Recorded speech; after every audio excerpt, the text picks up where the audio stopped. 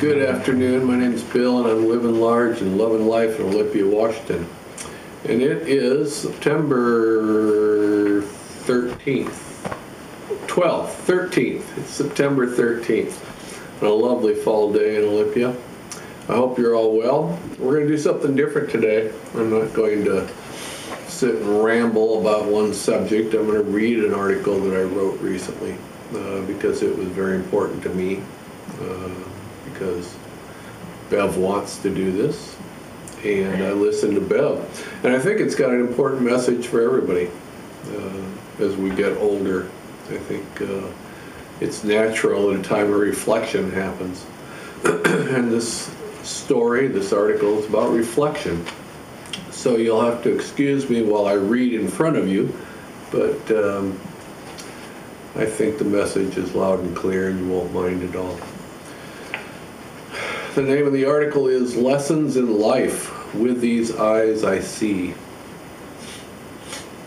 The hair is grayer now. The once dark brown has all but disappeared, replaced with a snowy mantle that marks the passage of time. Just as the leaves change colors in the fall, I am now in the autumn of my life, and my time on earth is marked by the subtle changes that are occurring. It is as it should be. The stride is shorter now. It is no longer the hectic covering of distance, but rather the careful measuring of appreciation that is much more precious than it once was. That too is as it should be. The muscles, once sinewy, young, and strong, now find that time has robbed them of their unlimited possibilities, and yet they still carry the body well, moving forward despite natural obstacles, and that is as it should be.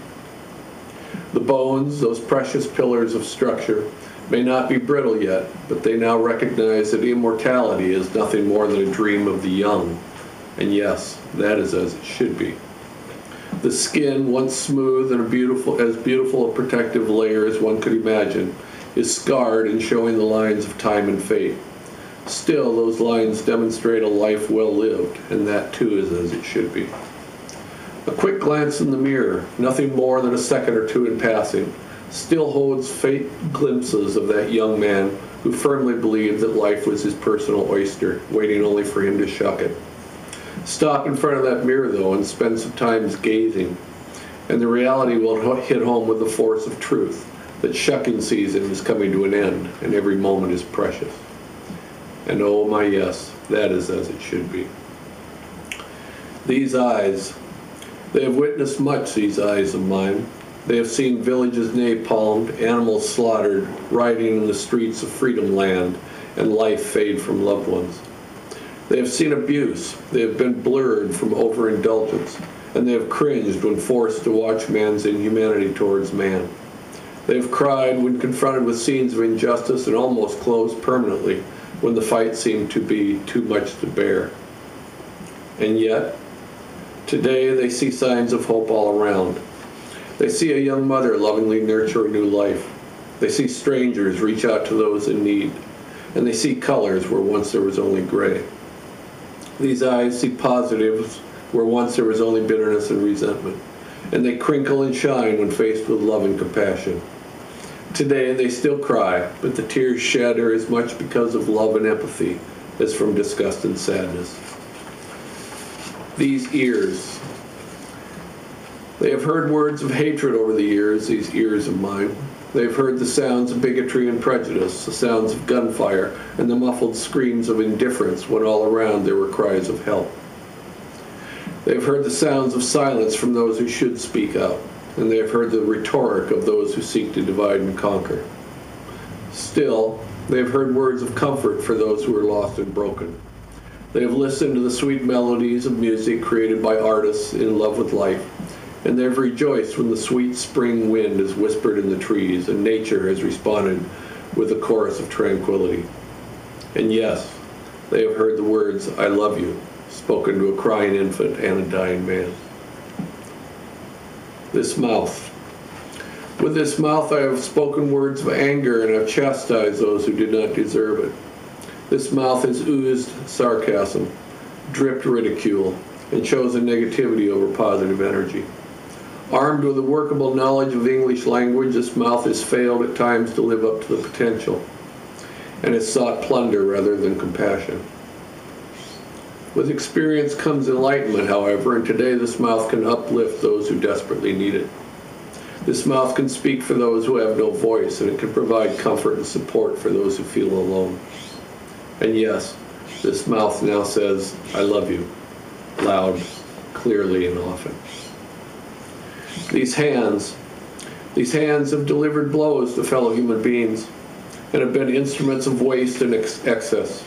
They have torn down rather than built, defiled rather than created, and spent countless hours in pursuit of selfish endeavors. And yet, these hands today find the beauty of a woman's skin and marvel at the texture of a flower petal. They reach out today to show compassion, and they lift up those who can no longer stand on their own. These hands are fully capable on this day of being creators of beauty, the safe haven for a person in need of a hug, and the symbol of gentleness. And yes, these hands can now express love to others through their touch. This heart, it beats strongly today, 75 to 80 beats per minute, the motor that propels this human vessel on its daily journey, and yet it is so much more than a mere engine. It weighs about 10 ounces, made up of tissue and blood vessels, and yet it is so much more than a biological piece of the puzzle. This heart of mine has been a cold harbor shut off from the world, a Middle Ages fortress defending against pain and seemingly incapable of giving humanness. Today, this heart can provide empathy for those who are suffering. This heart can open itself wide and be a haven of peace for those in need of shelter. This heart is capable today of being a shining example of all that is good about human beings, and yes, today this heart can and does love. So what are these lessons of life? What is wisdom? To this author, wisdom is the culmination of lessons learned over a lifetime. It has nothing to do with IQ or book smarts, and so much more to do with an ability to look over the landscape of your life and extract lessons from that landscape. Is it possible to live a lifetime and not learn lessons from it? Does that level of cluelessness even exist? As I near the celebration of my 64th year, I have found a natural desire to look back and learn from it all. What would be the point of any of it if I did not gain insight from it? I would just be one of millions of mammals who left a footprint and moved on, if not for the lessons learned. So what have I learned? I've learned that I have the ability to make this world a better place to live. I'm not helpless, nor am I without capabilities. I was given a body that's a marvel of engineering. I was given a mind capable of rational thinking. I was given willpower and determination with which to forge ahead despite obstacles and setbacks. I've learned that what happens from this day forward is dependent, to a great degree, upon me and my actions. I can choose to be tossed about by the economic and political factors, or I can choose to meet them head on and find a path that frees me from outside influences. I can choose to be the instrument of humility, or I can choose to be one of the selfish, egocentric masses who only see their needs as important. I can choose to be a beacon of peace and compassion, or I can turn my back on the world desperately in need of caring human beings. And yes, I can be the face of love, or I can choose to give up on my primary purpose in life. What have I learned over the first 64 years? I've learned that I can move mountains. I've learned that I can overcome into devastating hardships. I've learned that I'm capable of so much more than I have accomplished to date. And I have learned that there's nothing more important in life than love. Thank you. Live long and prosper, all of you.